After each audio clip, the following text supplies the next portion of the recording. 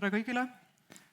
Mina olen Madi Linder Keskkonnaagentuurist ja räägin teile siis lõpuks sellest projektist, millest siis täna on mitu korda juba juttu tulnud, mille raames ka see tänane üritus toimub.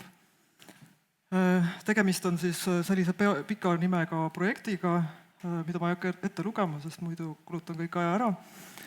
Et tegemist on tegelikult, nagu öeldud, uurimisprogrammiga. Et mitte lihtsalt ühe projektikesega ja tegemist on teadusarenduse projekti või uurimisprogrammiga, mis siis üritab luua Eestile sellist maa- ja mullakasutuse juhtimissüsteemi. Ja seda joonist olete ka juba näinud mitu korda, et see on siis, iseloomustab seda, et kui mitmekihiline on meil Eestis on maa- ja mullakasutuse andmestikud. Ja selle projekti juht on siis Keskkonnaagentuur, aga siin löövad siis kaasa ka Regionaal- ja Põllumajandusministeerium, Kliimaministeerium, Majandus- ja Kommunikatsiooniministeerium ja kõik allasutused, et see on selline väga suur programm ja töid viivad läbi siis teadlased. Ja alustades jälle sellest kihilisusest, et proovisime seda siis pildile panna ka natuke visuaalsemalt, et kui keerukas see maa- ja mullakasutuse süsteem on, et me räägime siin aine- ja energiaringetest, loodushüvedest ja kõikidest erinevatest maakasutajatest, kes selle teemaga seotud on. Ja tahtsin siin välja tuua ka järjest siis mõned kõige olulisemad võib-olla näited erinevatest eesmärkidest ja strateegiatest, mida Eesti peab siis ka täitma, alustades siis LULUCF aruandlusest, mida võiks siis lugeda kõige võib-olla vanemaks teist, mis ma siin näiteks toon, siis kõik olete kindlasti kuulnud looduse taastamise määrusest, mis siis jõustus eelmise aasta sügisel. Sellele järgnes kohe ökosüsteemide arvepidamise määrus eelmise aasta lõpus ja nüüd siis hästi värskena oktoobri lõpus siis tuli välja mullaseire direktiiv. Et kõik need nii-öelda mullikesed siis tegelevad maa- ja mullakasutuse teemadega, aga mitte ainult. Aga need on siis kõik omavahel vägagi seotud ka. Ja mullastrateegia on veel vanemgi strateegia, millest ka Evelin Jürgenson rääkis oma ettekandes. Ja kui siit edasi minna, siis looduse taastamise määruse põhjal tuleb siis teha riigil ka looduse taastamise kava, siis mullaseire direktiivist, mullastrateegiast tulenevalt tuleb meil luua Eestis maahõive hierarhia, sellest rääkis ka Anna enda ettekandes. Ja siis LULUCF nagunii seostub meie maa- ja mulla teemadega, sest tegemist on maakasutuse muutuse, metsanduse valdkonnaga, kasvuhoonegaaside aruandluse valdkonnas.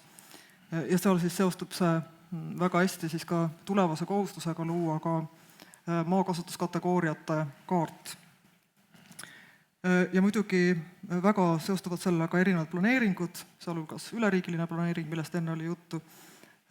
Tõin siin välja paar näidet, mis on ka planeeringutega seotud, mis on sellised instrumendid, mis on seotud maa- ja mullakasutusega, rohevõrgustik, väärtuslikud põllumajandusmaad ja siis muidugi igapäevased maakasutusotsused, või siis selline maa jagamine on see teema, millega me tegelikult kõik need valdkonnad, mis siin välja on toodud, igapäevaselt tegelevad. Ja siis lihtsalt mõned sellised temaatilised näited lihtsalt sellest, et me peame ära määratlema, kus on pruunalad, mida võiks kasutusse võtta esmajärjekorras, kus on tuuleparkideks sobivad alad, kus paiknevad kaitsealad, mis seavad piiranguid arendusteks ja nii edasi. Ja siis seal üles ma tõin siis rasvaselt välja siis ka märksõna ökosüsteemi teenused ehk looduse hüved, mis on tegelikult kõige selle baas või alus. Ja siis siin on üks joonis kõigist valitud sellistest märksõnadest, mis on seotud maakasutusega ja maakasutuse juhtimisega, see joonis pärineb siis Evelin Jürgensoni töögrupi tehtud maahõive koondanalüüsist, ja siin on siis üritatud näidata ära värviliselt, et millised maakasutajad või maakasutuskategooriad siis omavahel kas konkureerivad, on kooskasutajad või on omavahel sõltujad. Et see on selline esmane üritus siis panna seda visuaalselt niimoodi pildile. Ja maahõive hierarhiast oli ka juttu, et näitan siis 3. korda täna seda joonist natuke teisel kujul. Et Anna juba sellest väga põhjalikult rääkis ka, et ma ei hakkaks kordama, aga see on üks selle meie projekti siis selline aluseid ka ja seostub siis kõikide nende teiste teemadega ka, nagu LULUCF, ökosüsteemide arvepidamine, mullaseire direktiiv, üleriigiline planeering ja nii edasi. Ja rõhutaksin ka, et tegemist ei ole ainult mullaga kitsamas mõttes, vaid me räägimegi mulla ja maakasutusest. Et muld ongi maa ja maakasutus. Ja üks teema, millest enne oli ka juttu, märksõnade kujul, aga kuna sellest täna rohkem ei räägita, siis ma tõin selle välja, on siis looduse hüvede temaatika. Et täna on tõesti mitu korda sellest juttu olnud, et me sõltume loodusest, täpsemalt siis tegelikult looduse hüvedest erinevatest. Ja siin on siis Helme projekti raames koostatud looduse hüvede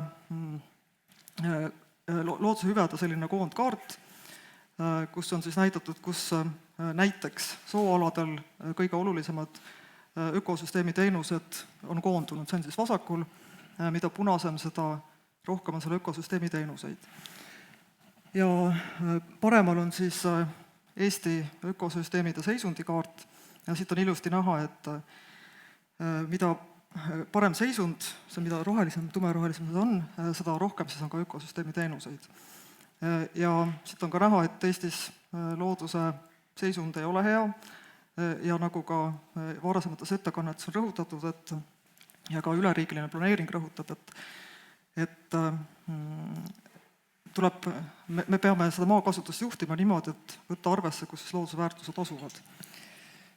Ja siis lihtsalt üks selline väike näide ka koos rohevõrgustikuga, et tuleb ka välja tuua, et ökosüsteemi teenused ja looduse seisund on parem siis pigem kaitsealadel, aga ka rohevõrgustikus, et eriti neid alasid siis tuleks hoida. Ja üks number ka siis taustaks, et enne kui Anna ütles, et praegused maahõive suundumused võtavad veel looduselt ära 82 ruutkilomeetrit maad ja see läheb maksma 6 miljardit eurot, siis Eesti kaitsealadel on mulda seotud süsinikku 300 miljardi euro eest, et selline number siin oli siis kõrvale.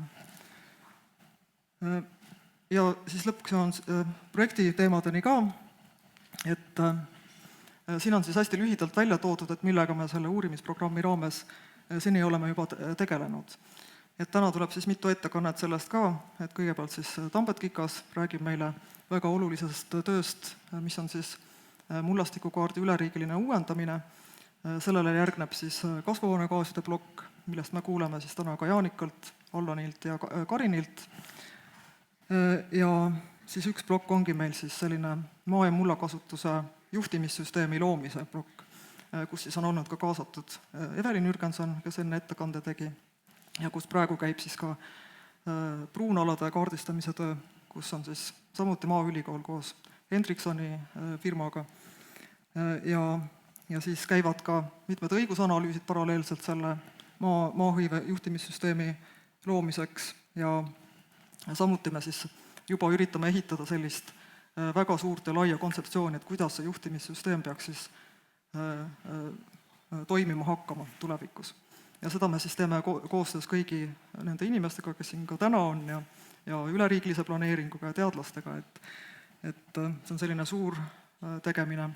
Ja siis muidugi seire, et seirevõimekuste arendamine, et siin on meil Maaelu Teadmuskeskus väga olulises rollis, et oleme juba saanud sellise esmase koondülevaadet, kuidas maa- ja mullakasutuse seire peaks Eestis arenema ja siis plaanis on ka selline suurem kontseptsioon luua, et kuidas see seireraamistik peaks siis tulevikus välja nägema. seoses ka siis mullaseire direktiivi tulekuga, et on vaja see töö ära teha. Ja täpselt 13 sekundit on veel järgi, et ma annakski siis sõna teadlastele, kes siis räägivad täpsemalt oma töödest. Aitäh! Aitäh, Madli!